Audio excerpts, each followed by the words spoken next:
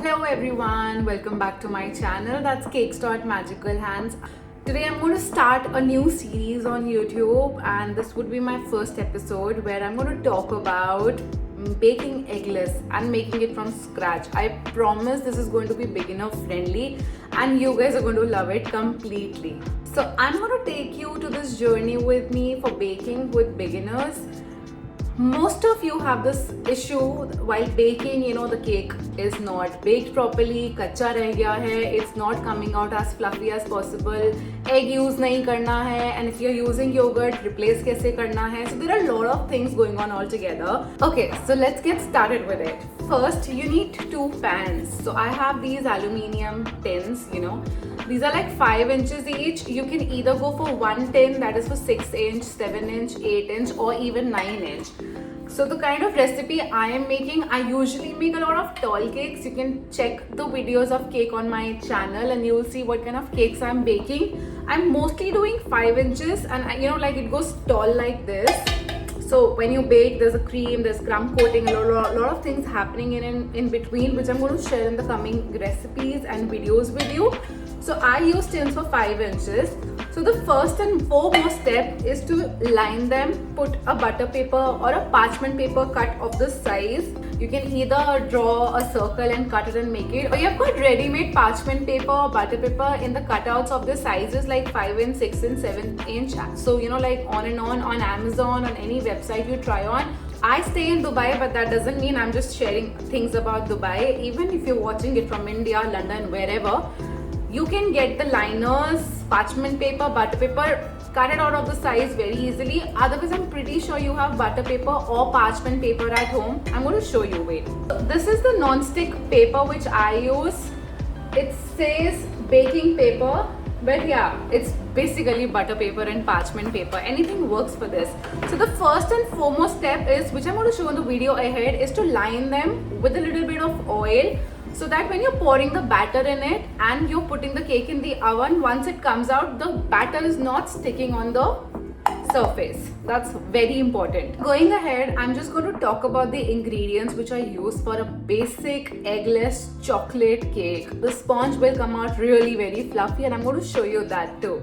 So all you need is all-purpose flour, caster sugar. If you don't have caster sugar, you have like normal sugar crystals at home. Just take few of it. We use half a cup for this recipe. Just take few of it and just blend them for like hardly 2 to 3 seconds. And you're going to get that powder form sugar. You really don't have to make powder out of it, but a little thin crystals. So it's easily blendable when you're putting the cake in the oven. Let's get started. Okay, first preheat your oven to 180 degrees Celsius for like 10 minutes. This is a must-do step in baking, guys. I set the upper and lower fan on even mode, distribution mode. If you are unsure about your oven setting, check the manual, search online, or you can DM me for help. Now when the oven preheats, it's time to move forward. Let's get the batter ready. You'll find a detailed list of ingredients and the full process in the description below. Next, prepare your baking tins by greasing them with the brush or clean hands using oil. Don't forget to line them with parchment or butter paper, guys. I had pre-cut parchment sheets ready, which made things super convenient, but you can use any butter paper and trim it to your tin size perfectly. Now let's move on to the dry ingredients. Take all-purpose flour, baking powder and cocoa powder and sieve them together thoroughly. Sieving is a critical step in baking. It not only removes lumps but also aerates the ingredients, making your batter smoother and lighter, which results in a fluffier bake. Yes, you heard me right, guys. It really will help you to give you that spongy look. जो हम कहते हैं ना cake ऐसे फूला हुआ आ रहा है, it's because of this. As I sieve, I am also measuring everything using standard measuring cups. In baking, precision is the key.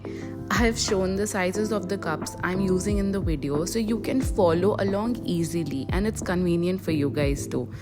If you're ever unsure about measurements, always stick to standard measuring cups and spoons for consistency. Remember, skipping sieving can lead to uneven mixing and you might end up with dense pockets of flour or cocoa powder in your cake. So don't rush this step. It's worth the extra minute or two for a perfect cake. Now that our dry ingredients are ready, let's move on to the next step. Next, take 1 cup of yogurt or curd. I used low-fat yogurt for this recipe. You can use any. Measure it out completely and transfer it to a bowl. Use a balloon whisk, spoon or any utensil to de-lump it. Just make sure the yogurt is smooth and lump-free. Once that's done, add baking soda and mix it thoroughly until it's well combined. You can leave it aside for like 10 minutes and meanwhile you can prepare the rest of the things. During this time, the baking soda reacts with the yogurt, creating air bubbles that helps the cake soft and fluffy. While it rests, we'll move on to our next step. Now, in a clean, larger bowl, we'll begin by measuring each ingredients carefully and adding them one by one. First, I measure and pour in the oil, showing the exact quantity for clarity. Next, I measure and add the caster sugar. Its fine granules are perfect for baking as they dissolve quickly and evenly. मैं यही बोलूँगी कि caster sugar लो और normal sugar से better होती है, सिर्फ baking के लिए लो. It's much easier. Finally, I add the vanilla. You can see me using vanilla essence here, but I also talk about vanilla beans, which provides a more natural and rich flavor, adding depth to your cakes. Once everything is in the bowl, I start by gently mixing the ingredients to combine. Then I switch to a whisk, ensuring everything is smoothly incorporated. Watch closely as I show the final texture in the video. It should be silky and lump-free with no visible sugar granules. Now, let's add the curd mixture. You can see it's all fluffy and ready to go. Pour it into the bowl with the oil and sugar mixture. Take a whisk and mix everything together until it's nicely combined. That's very easy and very simple, guys. You can do it. You can see how everything has come so good together. Now that it's done, it's time for the final step, adding the dry ingredients. Slowly add them into the bowl and mix gently with a spatula. Here comes the secret ingredient, hot water. Yes guys, it's hot water.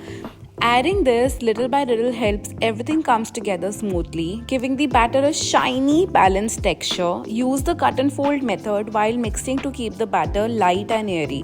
This simple trick makes a huge difference, guys. So now pour the batter into a greased pan and making sure to spread it evenly across. Give the pans a gentle tap on the counter to release any air bubbles that are trapped inside. They're now ready to go in the oven. Bake them for like 45 minutes, and here's an important tip. Do not open the oven door in between. This can ruin the texture and cause the cake to sink, which is a usual problem. Let it bake undisturbed for the best possible results. So the final step. Here's our cake, guys, all baked and ready. After letting it cool for like 15 to 20 minutes, this is how you depan it. Look at that texture. It's insanely wow. I am very happy how it came out. It came out clean from the bottom and I'm so happy with how it turned out to be in a way. I don't usually put parchment paper around the cake, so I have no complaints. What do you guys think? Let's quickly cut it and take a look. Wow. I am happy. I don't know about you guys. You really should bake a cake yourself and let me know. I am so glad to have baked this with you all. This was my very first video sharing my experience and I'm looking forward to make more videos for you. You guys should definitely give this recipe a try.